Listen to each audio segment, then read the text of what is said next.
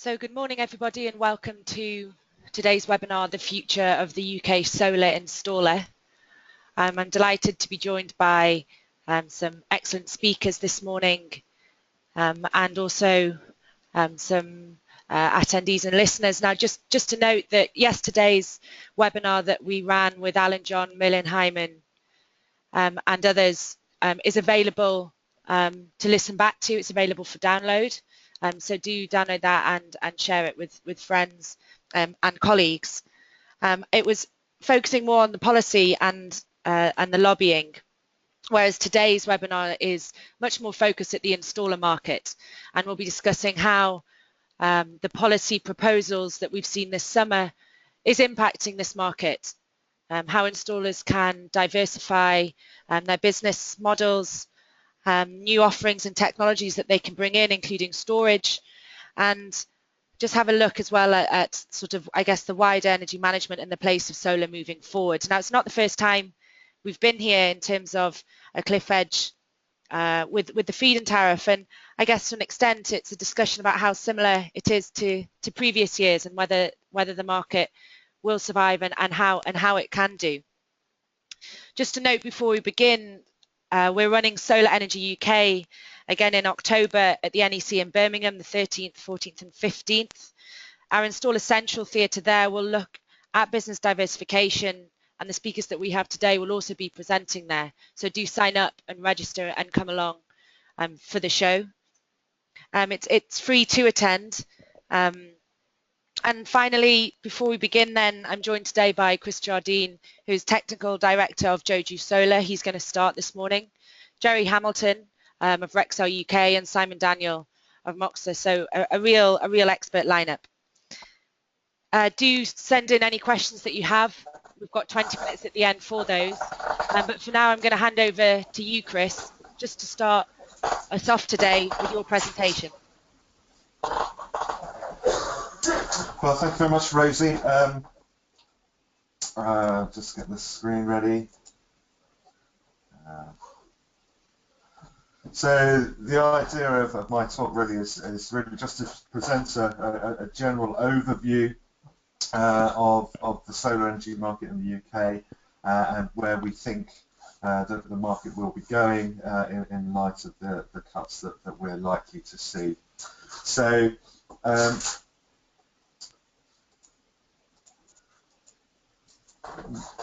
I'll kick off really by looking at what will happen to the solar energy market, and this is really drawing on, I suppose, our experience of the cuts 3 years ago and the sort of things that we learned then. And I think there's two critical things to consider when we're looking at what will happen to the solar energy market. And the first of those is financial. And it's looking at the business case for investing in solar. I'm sure most of you have run the numbers on this, and so I'm not going to repeat that. But what you're really looking for is what sort of rates of return on investment are available in different market niches, and do we think that customers would buy at those sorts of rates of return. However, that's not the only thing to consider. Equally important to the actual economic returns on investment is the market confidence, and that is a slightly more nuanced argument. It's really, what have people heard in the press? Are people still going to be asking about solar? Is the mindset, is the story going to be solar doesn't work in the UK anymore, therefore it's not even worth looking into? And I think we're already seeing some sort of unhelpful messaging from the solar industry, which is along the lines of get it before Christmas or you'll never get it at all. That's the sort of damaging sort of story that really impacts on market confidence in years going forward. And I'm quite prepared to hold my own hands up and say last time in 2012, I got this badly wrong. We were looking at something and thought the rates of return were good, but we didn't understand this market confidence issue enough.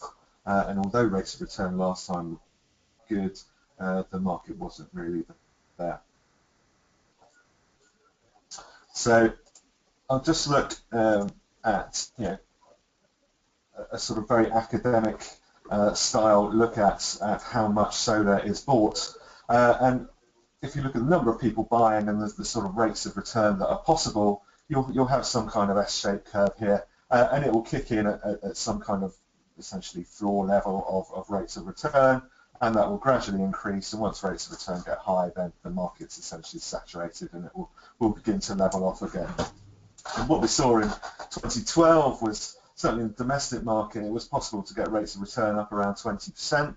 The market was sort of overheated and over-subsidised, so the tariffs were then cut in half, and the rates of return sort of came back to this kind of point here.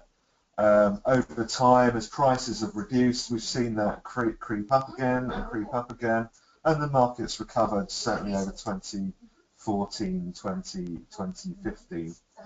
What we're now seeing is a proposed set of cuts that take us from somewhere here probably to somewhere down around here.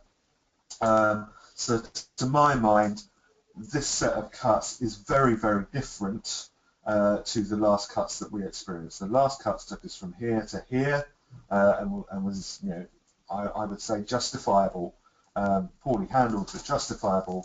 Now we're looking at going from here down to here, and you can see that that's going to have a very, very dramatic impact on uptake as you fall off the bottom of this S-curve. We can also look at this red line, which might be the commercial market. You need a higher rate of return offered to the commercial market to get anything to take off at all. And as rates of return go up, you probably see some kind of impact. I don't think we really know the shape of this curve. Really, we probably want to be, up around here anyway to give businesses the sort of payback they need to get or for them to consider it investable. However, we're probably now looking at dropping back to here. So even in the commercial market, it's probably not going to be as pronounced, but you would expect a decrease in market size in the commercial market as well. So just look at the sort of the shape of the solar market, and there's sort of quite a nice exponential curve you can get really off any market.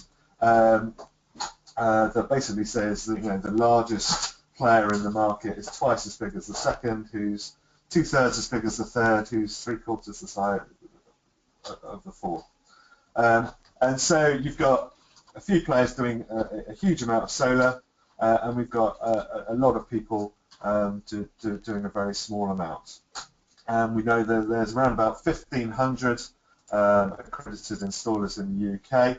And this long tail, probably the back 1,000 of those, I would consider to be tradesmen, small 1 or 2 man bands that can offer solar. And then in the middle, we have the SMEs, solar companies, dedicated PV companies, renewable companies, people in the heating and electrical game. And then we've got a small amount of very big players, the sort of light sources, Sun Edisons, Solar Centuries of this world. And the changes are going to impact on those different sectors differently. So I thought it'd be worth exploring a little bit about those different sectors. So the tradesmen, as I said, 1 to 3 man bands, typically roofers or electricians who've diversified into solar. They probably don't do that many installations a year, but there's lots of these bands around, and they're really focused at the residential market. If you look at the impact of the proposed cuts on tariffs, I think it's quite easy to see that they can kind of diversify quite easily. They can slip back into their core roofing and electrical professions, and if a bit of PV comes along, then they can sell it. They also have an advantage that they can actually install a PV system, and the profit that they take off of that job might just be paying their own day's labour, rather than being a larger institution that has overheads to cover. So what that would end up doing is leading to a very commoditised solar PV market, where a solar panel is no different to any sort of conventional roof tile. So that's the positive for that sector. I think there is a question about whether it's worthwhile them retaining their NCS accreditation. If that's going to be £1,000 a year, then they're going to have to pick up, or be confident of picking up a few jobs over the course of that year to even make that NCS accreditation worthwhile.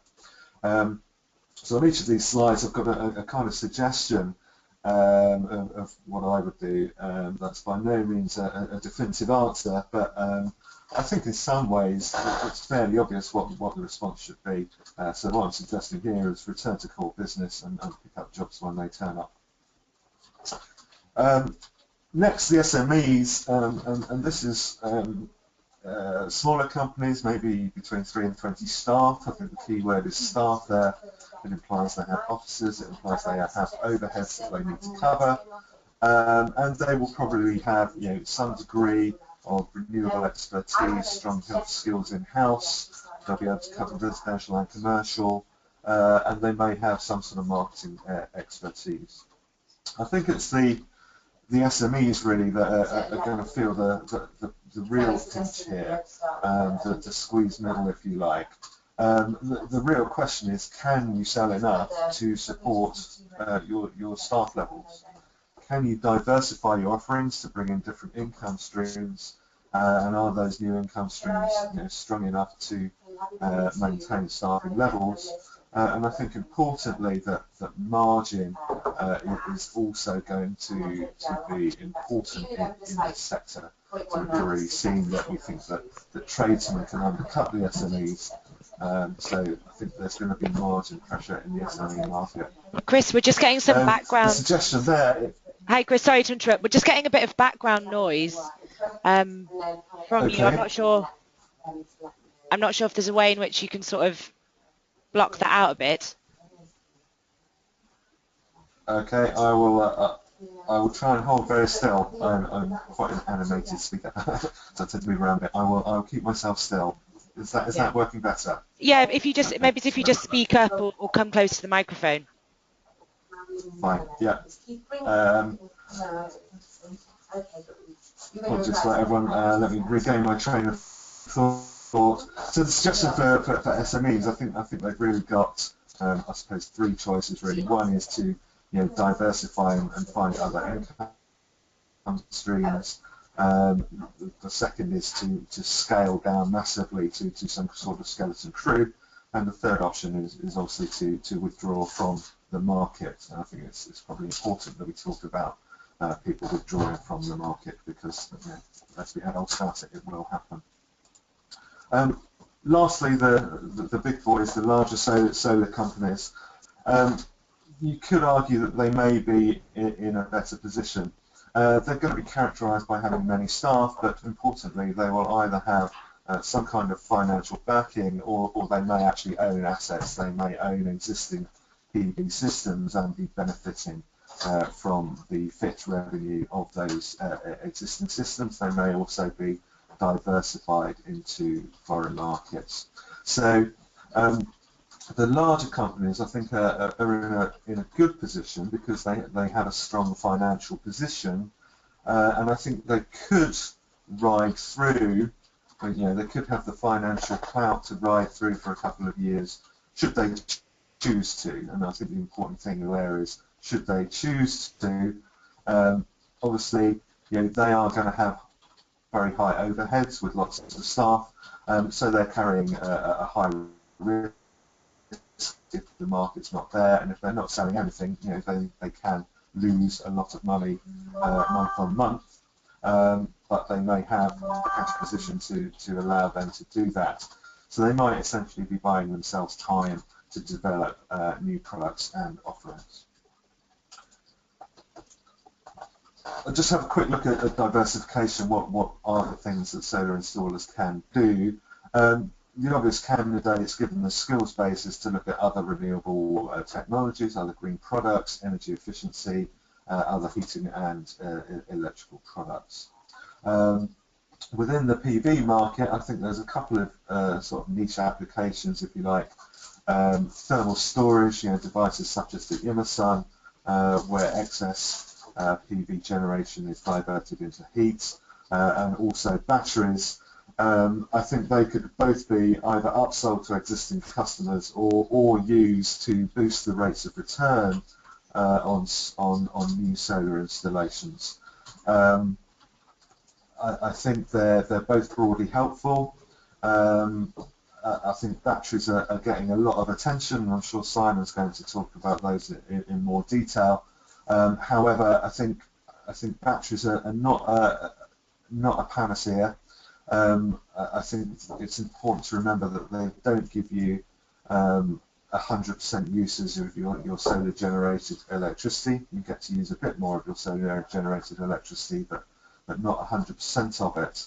And I think the market's not proven yet. So although there are battery systems going in at the moment under field trials, certainly the market's not proven yet. And we were talking to SMA the other day about their battery offering, and they think they've sold 10. So this isn't a massive market that is going to be a saviour of solar. I don't think, not just yet. It's also worth looking at commercial rooftops. The feed-in tariffs are proposed to be higher for commercial rooftops than domestically, and the rates of return look better there on commercial rooftops, particularly if they can get high levels of self-consumption. So there may be some possibilities there, but historically it's a very tough market to crack, the commercial market. And lastly, if you're looking at diversification, look at the skills within your own company. You might find something there that you could do. I know we had a look around Joju, and the idea of opening a microbrewery came up. It might sound insane, but actually you need to diversify. I don't think anything's insane if it fits with your skills base and interests. I'll just leave you lastly with some thoughts from last time, what we kind of picked up during the crash of 2012-13. The first of it is don't just think about economics. Even if you think you've got an attractive proposition that people will go for and people will buy, people will only buy it if they know about it, if they believe it, if they see it happening elsewhere. So market confidence is crucial, and that looking at things from a pure economic perspective may lead you down the wrong track. I think we looked at the sort of the accounts of some of the solar companies, and pretty well every solar company lost money in 2012 and 13. Apart from a few, there were a few that had sort of long-term contracts in place with the likes of councils or various framework agreements, and that put them in a stronger position to ride through than companies that haven't got any portfolio. I think it's worth noting that there are going to be installers out there who have got work for next year. That will include people with framework contracts in place. That will include companies that work with community groups and have projects pre-accredited for next year. In terms of the last crash, I think it's possibly debatable whether companies have fully recovered in terms of their financial position to where they were at the end of 2011, beginning of 2012. I think there's a lot of companies still suffering and still beginning to make up for the losses that they suffered in 2013-14. So to have this coming again, they may be in a weaker position than they were last time around. I think last time a lot of people stuck around in the industry. We're all very, very passionate about what we do. We believe in renewables. We believe in solar energy. Some might even consider it almost a vocation to work in this industry and do their bit for saving the planet. I think what that means is that the market ends up oversupplied for the amount of work that is out there, and we definitely saw that last time round, is that there was still a lot of people hanging around in the industry fighting over very, very little work, and that led to a very significant decrease in margins as people tried to outcompete each other. From a sort of game theory point of view, I think no one wins there. I think people should consider very seriously whether they've got a strong market or whether they're just being busy fools.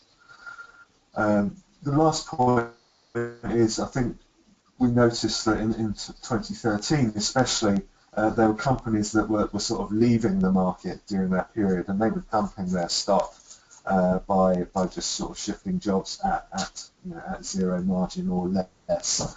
So for those companies that did want to stick around, it was very, very hard to compete against the people that were in the process of exiting the market.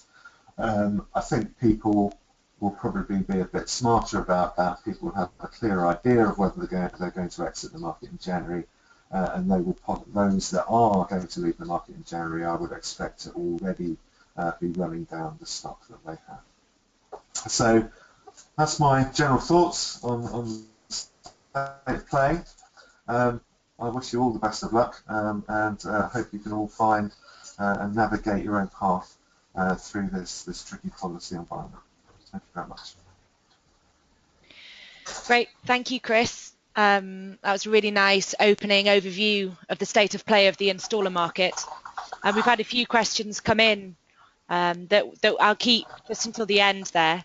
And so now I'm just going to pass on to you, Jerry, just to give your view of a world of energy beyond the feed-in tariff.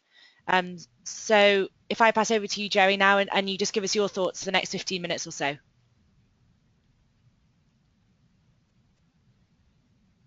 Superb, thank you, and thank you, Chris. I'm going to come from a different point of view, being a wholesaler rather than a contractor. There's certainly going to be some major changes in the market, but it is far from over. And we've got some great evidence from other countries around the world that Rexel can bring to the UK to help us over this, what is going to be a turbulent time. But PV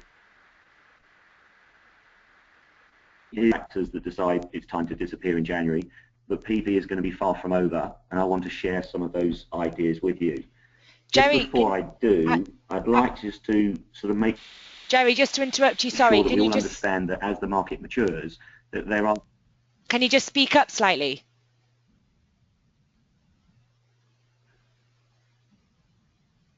I will do my best. Can you hear me here? Yeah, that's better. Thanks, Jerry. It was just. Can you hear me? Yeah, that's much better. Thanks.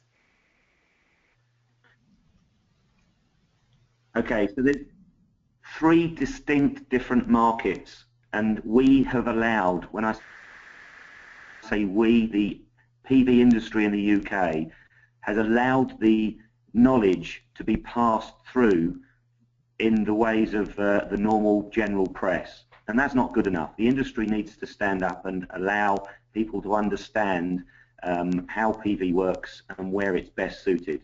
And there's all the stories about the big fields. We've then got commercial rooftops, and then we've got residential. And there is a complete mismatch of knowledge that is out there, and we leave it to the standard press to say messages that the industry is all over.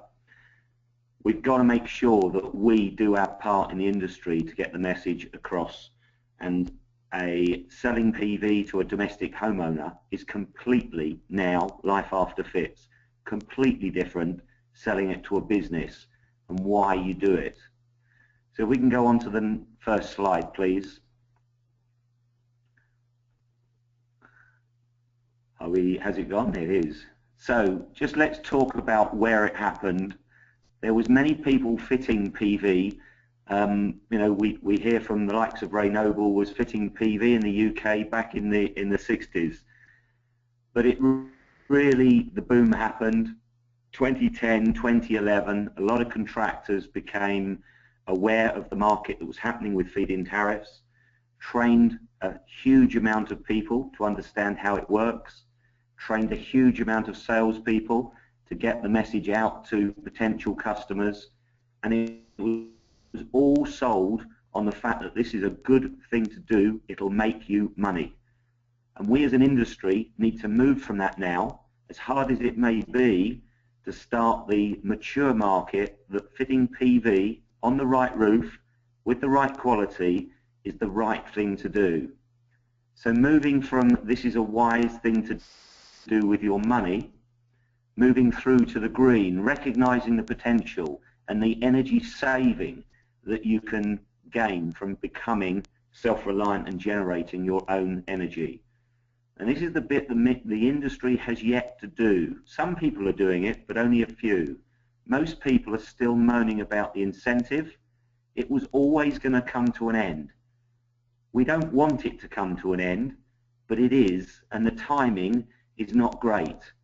But if we haven't as a business moved forward to recognizing the potential of saving energy and reducing your energy rather than this is an investment for your money, we need to inwardly look at ourselves as an industry and change that.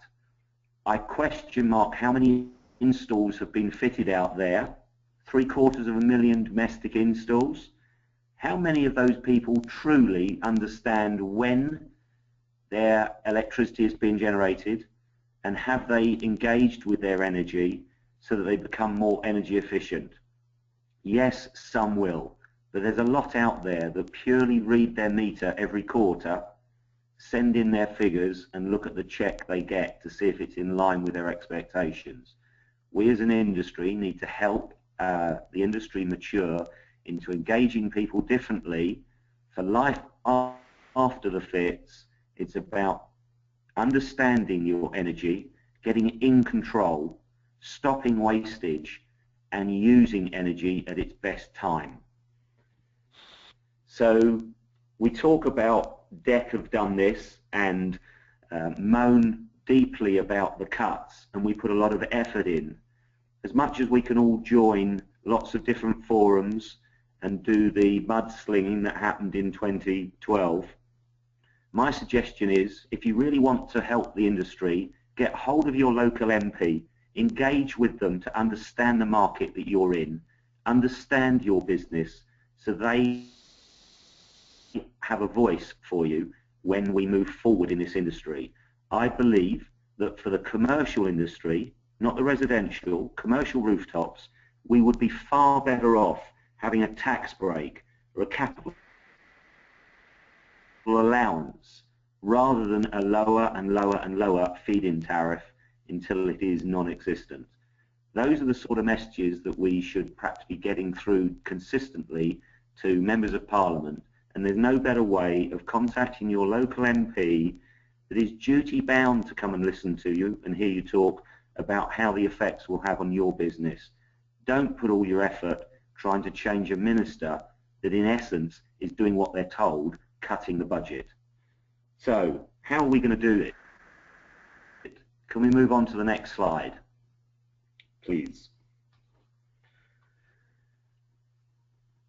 We need to engage with the end user and let them understand their energy consumption. It isn't putting it on your roof and getting the money. It's now about we can engage with you and help you become more energy efficient, so you're protecting your home going forward.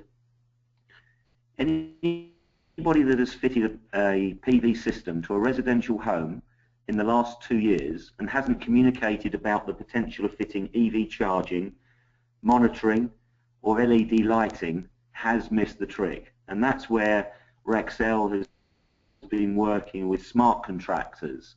It doesn't necessarily have to be a huge, great big market, and not everybody needs to be able to go for an EV charging point.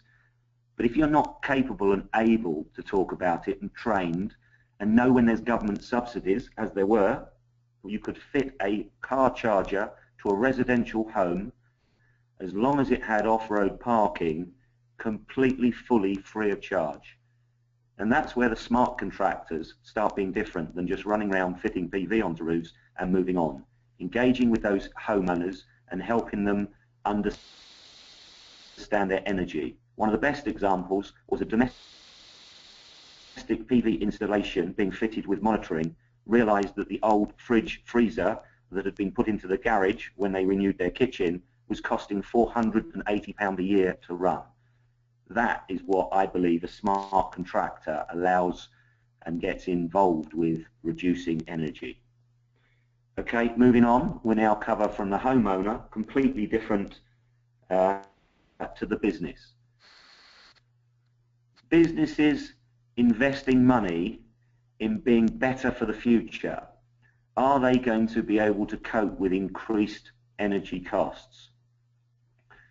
This is a picture of Rexel's Dagenham distribution centre, and proud to be involved in fitting the PV on there. But the key was it allowed us to suddenly engage with the wastage that was on site. We now are aware when we charge our forklift trucks up, not just at the end of a shift. You need to start understanding your energy and being able to control your energy and stop your wastage. We now have some vehicle charging points, and 2 people have actually got electric vehicle chargers now, electric cars. If you think about to a business, the running costs of a fleet, and being able to reduce from 10 pence a mile down to 2 pence a mile, this is when the solar industry can really suddenly engage with the whole smart contractor and engage with the business. So it's not just about fitting PV is my message, it's about engaging with the businesses. And we as an industry, if we were talking about a tax break on a couple of £100,000 invested on a PV install, I know what the CEO and the finance directors would rather on their watch, rather than perhaps a dribble of feed-in tariff that's going to administratively have to be brought in every quarter into a budget over the next 20 years. If we're being honest, what a finance director is really making plans on his watch. A tax credit now would be a mover in this industry to saying, you're right, I need to get my business more aligned, I need to keep my energy under control, and blimey, a tax incentive, let's do it now. This is the way we need to start talking, I believe, in moving forward, as energy prices are going to go up. By 2020, we're going to have smart meters everywhere, and there is a potential ability to be able to charge different half-hourly rates, which I personally believe is going to happen because the critical mass of increased demand in the UK, in order to not have the blackouts, will not be having a new nuclear power station that comes online in 10 or 15 years' time. It'll need some critical moments to say, at 6 o'clock this evening, the electricity costs are going to be 30% more, and start encouraging people to turn off their wasted energy. So we need to be ahead of the game and train people. Some contractors will make the move forward to be a smart contractor. Some have already done it. But my advice is that as an industry, as it now reaches feed-in tariff decimation, we can sit there and moan about it, or we can actually grab hold of it and move forward, as other countries within Europe are able to do. We move to the next slide, please. We'll just finish up with some experiences from other countries and energy storage.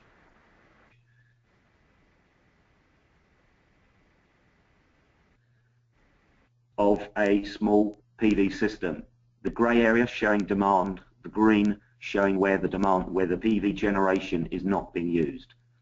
I believe that 85 to 90% of the people within our own industry don't fully understand about utilising the energy that you're generating. And if we're going to survive after FIT, that's where the industry needs to start focusing.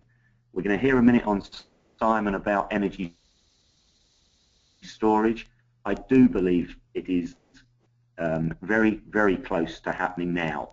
And this could be part of where the PV industry matures to putting PV on the roof, as I said in the beginning, to generate electricity, to help you understand your energy and use that energy, not just generate it and get paid for generating it. So we start having to talk about things like wrong time energy and understanding what we mean by that. And to leave and finish on a positive note, there's a lot of talk about the decimation of the feed-in tariff. Other countries that I've been working with Rexel have got over it. I'm not saying it's a good thing that the feed-in tariff is going. I'm not giving any praise to anybody in DEC, but I wouldn't be surprised if DEC itself is actually wound down, and part of it is closing the schemes in order to be able to move DEC into a different department. But this is now the crossroads where we as an industry can stand up and really be proud of what we do. If anybody thinks that 10 years ahead there is not going to be PV being deployed in this country, then they are probably better off getting out of the market now. But I believe there's a great future for PV, but we have to get over this hurdle now by understanding the energy generation and demands of our customers to be able to move forward. That's it, finishing over with me. Let's not leave it up to the daily press to say the industry's over. Let's have a big voice and educate people about PV is good for the future. Thank you for listening. Thanks very much, Jerry. It's great to hear an optimistic presentation from you there, looking at pulling lessons from abroad and sort of utilising wrong time energy as well. And really, I guess, a sales technique based on green credentials, and rather than purely just pushing the money that can be made from the feed-in tariff. And all those things combined really do leave a brighter future for the installer market and the solar market here in the UK more widely. I'm going to hand over now to Simon Daniel, CEO of Moixa, and he's going to talk to us about, I guess, the opportunity in the post-feed-in tariff environment for solar and storage. So we've really got an expert here, and I'm sure there'll be plenty of questions for him at the end. So Daniel, over to you now. Simon, over to you now. Thank you. Can you hear me okay? Can you hear me okay? We can hear you if you just want to speak up a bit. Hi, just to sound check. Okay, fine. So hi, I'm Simon Daniel, founder of Moixa. We're the largest example of residential energy storage in the UK. And I'll talk about how we see the opportunity for installation and solar going forward. It's quite clear there is no fit in the new year. There might be a slight easing of how fast it happens, but basically there's no money left, and we need to look forward to the new market. I'm quite optimistic about the new market, as storage has never had subsidy and has had to work harder at making economic cases by selling systems and solutions. And so we think we've learned a number of things about new business models and opportunities, and I think the opportunity is very interesting going forward in the right kind of system. Next slide. Just a bit of context. So we've deployed a few hundred residential storage systems into the UK, targeting around 500 by the end of this year. We've delivered a main pilot for DEC, installing systems and managing them in aggregate. We're working with 4 community energy pilots demonstrating storage and solar and new tariff models, and we're aiming and see a route to delivering 1 million systems across the UK by 2020. We also have patents on technology and efficiency behind this. Next slide. Just briefly, this is an example of one of our systems. It's a compact 2 to 3 kilowatt hour all-in-one module which goes on the wall in a home. It's quite small scale physically, about the size of a large desktop on the wall, can be installed in about an hour, is suitable for virtually all property, particularly social housing where some of the early economics are better, and also for private homes. It's modular, so you can have several of these together if you want so. It provides storage of the own solar in the property all night, and can also aggregate across a community or city to form a large battery resource which provides income to the grid. And this is the way storage works, is it provides a by-the-meter in-home benefit for customers and a network side of the meter benefit for the system. And if you combine those both benefits, the economics are strong. If you look at the in-home benefits only, the economics are more futuristic in terms of future peak price rises and falling price of system. We've also used our system as a backup, so you can run local LED lighting and DC electronics from a system, which is particularly advantageous in some kinds of installation or for efficiency. Next slide. And this is just an example of where we've installed systems in the UK across homes, private homes and social housing. And this is about 250 systems, which in aggregate is about 0.5 megawatt hour of dispatchable storage for the grid. And we're set to double this year through a number of different pilots and commercial contracts. Next slide. And there are some case studies on our website. Moixa Technology under case studies gives some examples of these for social homes, university combination. So going to the subject, we see new opportunities despite the challenge of the sudden drop in fit. It has been expected, most likely knew it was going. The speed at which it's going is a slight shock, and that's going to be disappointing given it's very difficult for businesses to react in the time allowed. But we do see new opportunities after this. I think there is clarity in the market, which is helpful even if the message is not great, that there is no subsidy. Green Deal's gone, feed-in tariffs going to zero, RHI, RO all gone. And so, effectively, it's quite helpful to know there is no subsidy because one can make a business plan on that basis. If you make a business plan assuming something is going to be there, which is dependent on government, then that's more of a risk. I think clarity is helpful. It's a level playing field now, which means that best technologies and best solutions arise from that. And the storage has had this situation for a while, so we think there are learnings from the storage market about how to move forward. And we categorize our advice in 3 areas. Right-sized, to install smaller arrays. Firstly, the average array has a 53% export, and in some cases you're exporting 2/3. If you're not paid to put more panels on a roof under an export or generation tariff, and you're not making income from them because you're wasting energy selling it to the grid, the basic message is you should put half the scale of solar into any property, as typically you're only going to use half of it. Now, in the actual analysis using EST and government data, on typical average home Elexon profiles, the actual correct size to ensure self-consumption is much smaller. The first thing is, if you're not being paid to generate or export, you should design your system to be more or less 100% self-consumption. And in the UK, for an average home, that's actually only 0.75 kilowatts. So a very small array. It would ensure that you use all that energy yourself for your typical base load profile over the day.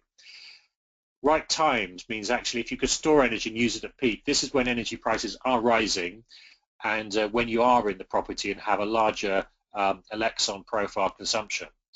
And typically if you put a 2 kilowatt hour storage system in, which is about half the peak consumption over a daily home, and 1.5 kilowatts of solar, then that's in our view optimally sized for the average home Elexon profile to maximize self-consumption from either base load or for time shifting storage to right time. I appreciate Jerry mentioned wrong time, but actually focusing on the positive, the right time to use solar or storage is in the evening when peak prices are rising. Now, customers don't currently really pay the wholesale price of energy impact to utility at peak hour. They pay a flat rate. When people have smart meters, they're going to see a very significant rise in peak price. And in fact, in Germany, peak prices nearly double the UK. And energy prices go from negative during the day to extreme peak, and in different points of the imbalance cycle, energy prices are extreme for utilities during the peak hours. So right time is energy in the evening, and equally National Grid is introducing various incentives and demand reduction to deal with the capacity crunch, and this is a big challenge for the UK in the next few years. So right-sized is making the system appropriate for the home. Right time is using it in the evening, and the average, we believe from the models, is 2 kilowatt hours of storage and 1.5 kilowatt of array is an optimal median for an average home. And this opens up an opportunity of right placed, which is putting these in urban properties, places which can have 1 to 1.5 kilowatts of solar on their roof. And these are much smaller properties. These are terraced Victorian properties in cities. There are millions of them, rather than, say, focusing on roofs where you can do as many panels as possible. If you're no longer paid for these extra panels, there's no point putting them up. Now, there is obviously an optimal point in installation of, if you need scaffolding, that's expensive. how many things should you put in the property. If you don't need scaffolding or could do other forms of installation, that's potentially very attractive. So we see in a post-fit marketplace there maybe is an opportunity for deploying systems into millions of homes, urban homes, with storage. There's also obviously an opportunity to retrofit storage to existing systems, and as well as new business models for buying or PPAing energy across the system. But this would be our kind of initial advice. There's a paper I can share, which we've just published at BPVA, which is talking about some of the math behind these numbers and some insights. I just put that on the forum. Next slide, please. So just touching on storage. Storage itself is going through a 100-fold growth over the next few years. And the grid edge, putting storage in homes, has advantage because there's many people who benefit: the home, the utility, the local network, the regional solar farm or wind farm, new build. There's a number of benefits and income streams that are available. They're quite complicated to tap, but around the world there's a growing benefit of grid edge if you can manage the storage there for a range of benefits. In California there are incentives for storage. In Germany there are rebates for storage. The UK has, this number's a bit out of date, probably near 650,000 homes of solar. And it's interesting because actually it's about the size of America. America has a similar scale of domestic installation. So to some extent you can kind of understand that if the UK has nearly as many solar homes as the whole of the United States, it has been a market driven by a commercial contract from government rather than driven from what's best for the properties. But we do think that retrofitting storage onto existing homes is very attractive. Particularly our Maslow system is retrofittable. It's an all-in-one system with microinverter, storage and control. It doesn't need a change to the existing MCS or MAP or inverter in the property. We see that's a very exciting opportunity, particularly we've designed the system to be easy to install, and so you could do many of these a day, or install with other things like thermostats or energy efficiency measures. And to Jerry's point, we think that actually the legacy market is significant, and selling to people who've got a fit coming in, they've got an income coming in every quarter, selling them something else, storage, efficiency, smart heating, is really the way experts in the industry should go, as well as look at the new market for smaller scale solar on many more properties. Next slide, please. So just a very simple picture of solar self-consumption, which is obviously storing energy, spare energy during the day and using it in the evening, or storing night energy, and using smart tariffs like Economy 7, or using some of the new tariffs coming out from time utilities such as Tempus, or some of the new utility contracts being available from a number of partners. We work with about half the utilities in the UK on storage demonstration, and have done several hundred systems as sale or as pilot across these companies. Our system is modular, so you can basically stack them, and you can also put them in offices. Next slide, please. Just an example of deploying storage in a home with LED lighting is typically, Maslow is a meter attached storage product. Low means it also provides a low voltage bus, so you can wire in lighting to it as a DC circuit for LED lighting and electronics.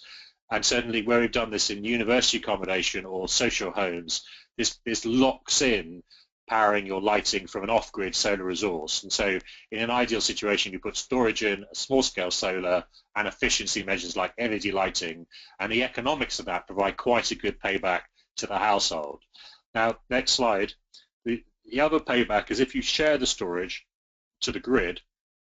Actually, sorry, this is just an example of Brunel University where storage is powering LED lighting and is storing excess solar, or is storing energy when it's cheaper on an evening tariff. Next slide. So looking at the wider economics of storage, if you put storage in the property and then manage it all as a cloud, it looks like a pumped hydro plant. Essentially, if we put batteries in 1 million homes, we have several gigawatt hours of storage across the UK, like pumped hydro in Dinorrig, and we can sell this to the grid and to the local network for different income streams. and this ultimately reduces the capital cost of the storage assets. We're working on models to make no money down storage and solar by using the aggregate income to shift energy to peak, and I think there's a great amount of innovation, particularly in the larger partners we work with, on new business models for PPA, for energy as service, for reducing grid costs or reducing costs for new towns like garden cities. Next slide, please. An example of where the income comes from is storage has Maslow is meter-attached storage, but it provides its storage for a hierarchy of network needs. So there's end users, there's on-demand users, and there's system benefits. For the end user, it's solar shift from free solar during the day to evening, so you don't have to buy grid energy, or for the utility to offer a cheaper overall tariff, or for an ESCO model to offer an energy as service contract. Then on the local wires, the network has costs to upgrade which can be deferred. For solar developers, we've got a few 500 plus home installations with solar for social housing where they're being charged a large network fee or not getting a network G59 permission because the network's under constraint, where storage is being allowed to reduce peak solar. If you use storage for peak solar, it reduces the network cost, but the storage is also available to reduce peak evening or to share for on-demand benefits. And so there's multiple ways to use the same assets, and effectively solar is a very good combination with storage, and installing both makes a case to sell to the end user as well as these on-demand benefits. And then more wider for the system, storage reduces peak generation, reduces carbon, makes the system flatter, moves wrong time generation to right time, gives security at the edge, reduces losses. There's a number of different benefits we've been demonstrating with storage, and we've got projects basically on each of these stacks with utility, with DEC, with solar groups, trying to demonstrate these income streams. Now in the UK, these are hard because there's not a single contract you can strike like an S-chip or a FIT for these incomes, but it's not a subsidy because you're saving money to these participants. It's quite difficult to access that. Next slide, please. So I should wrap up in a second, and there's a summary here which we can share offline, and if I go to the next slide. So to summarize, we are optimistic around the new market, that there is a larger market if you right-size solar and install storage alongside to right-time it to access when energy prices are rising in the evening, and to right-place it by targeting homes you haven't looked at before, whether these are urban properties or more system solution for social homes, putting in efficiency alongside. So next slide, thank you.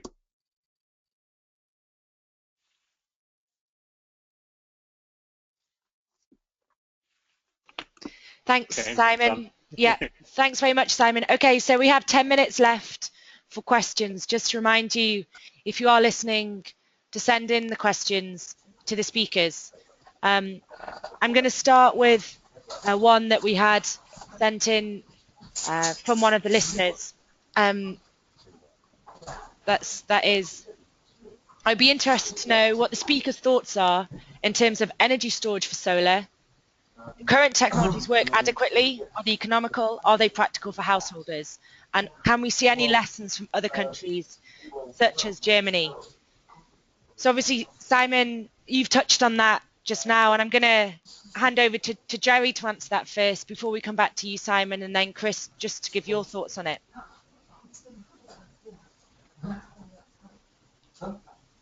Certainly, Simon. I think it's been covered in the speeches, absolutely. You just have to have the confidence that engaging with energy saving and moving from energy producing and getting paid for it to actually energy understanding, absolutely, is there a complete market for, that is the future, I believe, for PV as the part of the energy mix. So, I think Simon summed it up very well with energy storage. The world is changing. We're moving into a digital age, and at the moment most people in the UK haven't even got a clue other than every quarter getting an energy bill. It's going to change over the next 5 years. Thanks, Jerry. Simon, over to you now, just for your thoughts on that.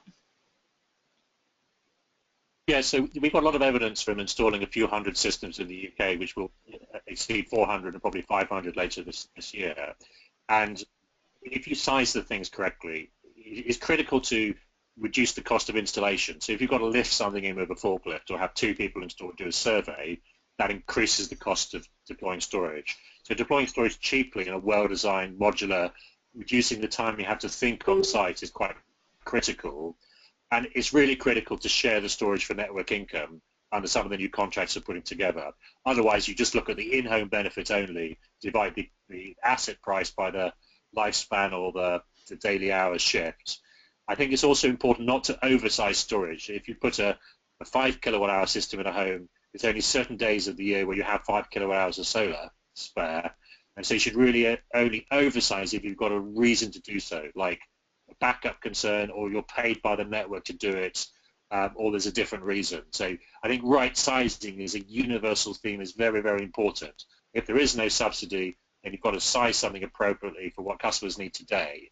Now, energy demands are rising, and so in the future, Internet of Things and digital means there's more things on at peak, and that's a significant increase in peak challenge. And so storage and things like that will help that. But you should also have a modular approach to extend things at the appropriate point. Batteries will be cheaper in the future. They're dropping 10% a year, sometimes faster. And so you should put in something that's appropriate today, and maybe put a large system in the future when it's called for. Thanks, Simon. Chris, I'm just going to hand over to you now for your thoughts on that, and I guess the storage market here in the UK for the installers.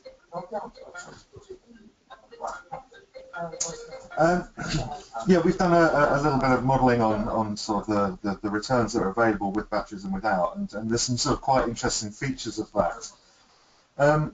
If you install a battery system at the moment, the rate of return on a combined solar battery system is lower than just the PV. However, under the new tariff regime, installing a solar battery system actually gives you higher rates of return than just installing the PV on its own. And the reason for that is that the extent of self-consumption that you see is really the critical factor in determining what the actual economics of the system are. So a typical house will be using around about 25% of the solar generated electricity. With a battery system, you should be pushing that up to around about 50%, and that's actually worth the extra couple of £1,000 that the battery system is going to entail. So I think, well, I should probably say, although batteries do increase the rates of return, they're sort of increasing it from a sort of 4% rate of return to a 6% rate of return. And whether a large amount of people will actually consider that rate of return investable is an interesting question, but I do believe that batteries are broadly helpful in the residential market. Thanks, Chris. Just a follow-up question on that's come through now. Pretty straightforward, really. How long do battery systems last realistically? Simon, I'm going to let you kick off with that one. So our view is that batteries have a certain life cycle and you should replace them. I think if you over-specify the battery today, the cost per depreciation cycle is too high to get the long EV. I think it's better to put a 7-year battery and replace it in 7 years with $100 chemistry per kilowatt hour. Our view is the replacement battery will be free or nearly free under a network services contract. So I think that you can make a 20-year battery today, but I would suggest putting a 7-year battery in is a more optimal point, because they're about half or third of the price of putting in something which is over-specified. And our view is also lithium Fe is better for homes than lithium ion in the current phase, partly from safety and partly from price point. Thanks, Simon. Jerry, a question over to you now, again on this theme of storage. It says, storage technology seems to be focused on residential. Where is commercial storage technology to date, and how would storage look on a 50 kilowatt system?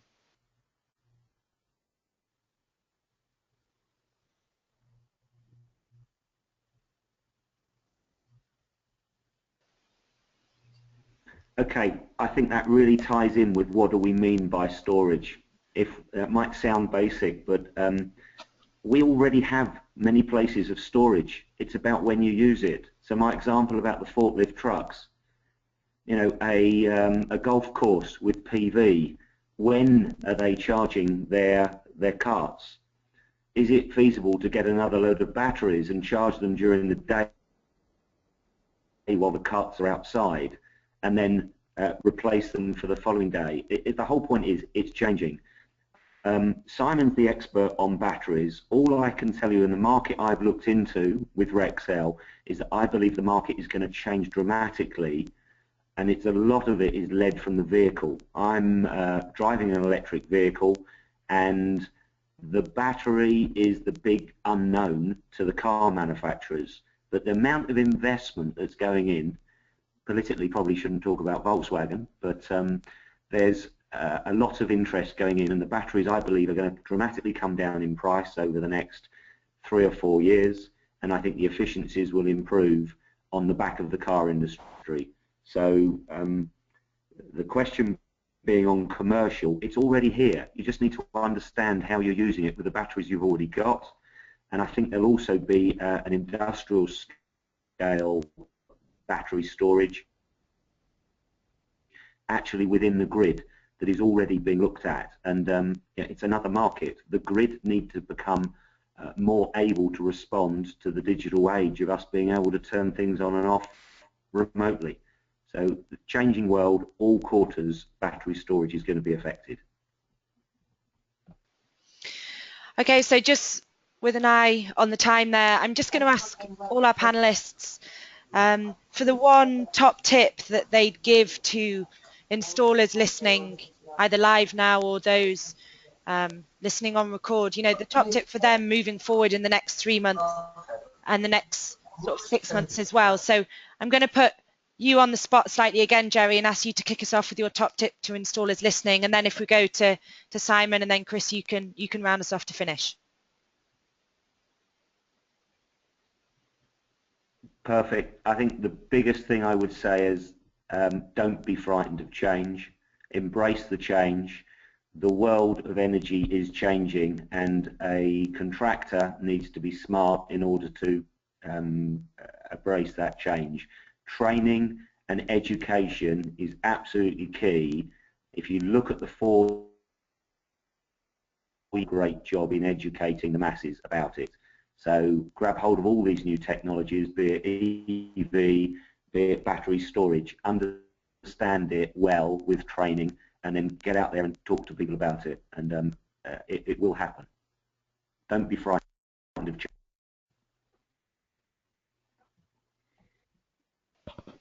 Thanks. So we have a don't be frightened of change tip there coming from Jerry. Simon?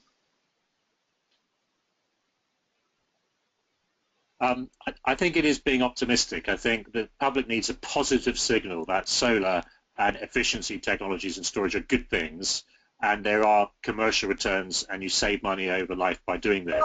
I think installers do need to sell systems as solutions. It's a more complex package, but it's going to save money. I think we're quite optimistic because we've also are incubating a new utility model, and subject to if we get our financing worked out, it does actually create the financing to put in tens of thousands of installations of efficiency measures and solar and storage as early as next summer, and we're very excited that the market needs things which save money over lifespan. We're also working with government on reliefs, and we do expect there's going to be some form of relief which will favour storage or things which save money, not necessarily free money, but reliefs or tax credits, maybe some relief in the stamp duty if used to efficiency, maybe some relief in the pension system, maybe some relief for new build if it goes into things which previously were a subsidy. So we're quite optimistic. I think the transition is very difficult. People need to be patient and look at how best to sell to their existing customers retrofit solutions in the interim, and then start packaging proper new offerings for customers going forward to a larger market, most average homes rather than large scale private property is the market we think is very interesting. And finally, Chris, I'll hand over to you now for the final comment.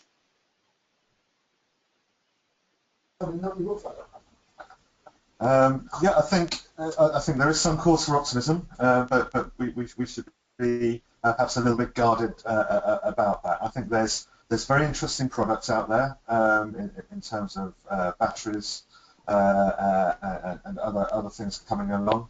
I think there's still interesting market niches, be that commercial rooftop or I don't know, crazy ideas like solar electric car charging stations. There will be niches for solar out there.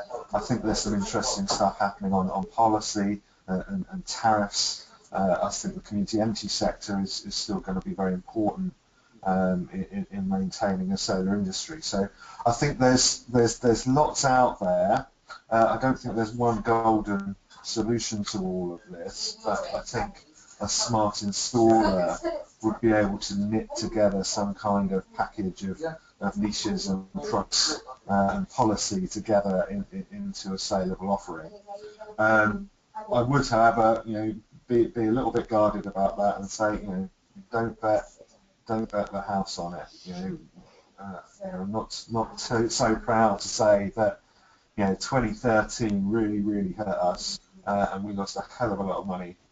And so you have to be smart about what the future market is, and although I want everyone to be optimistic, being over optimistic can be very financially damaging. So tread carefully. Thanks, Chris. Okay, so just to round us off then, I just want to say a huge thank you to Jerry, to Chris and to Simon for joining us this morning. The webinar will be available for download, and all three speakers will be joining us at Solar Energy UK at the NEC in Birmingham this October. So do register, sign up. It's completely free to attend. All the content that you've heard today is free for download, and as I said, speakers will be joining us at SUK, so do sign up for that. Okay, thank you very much.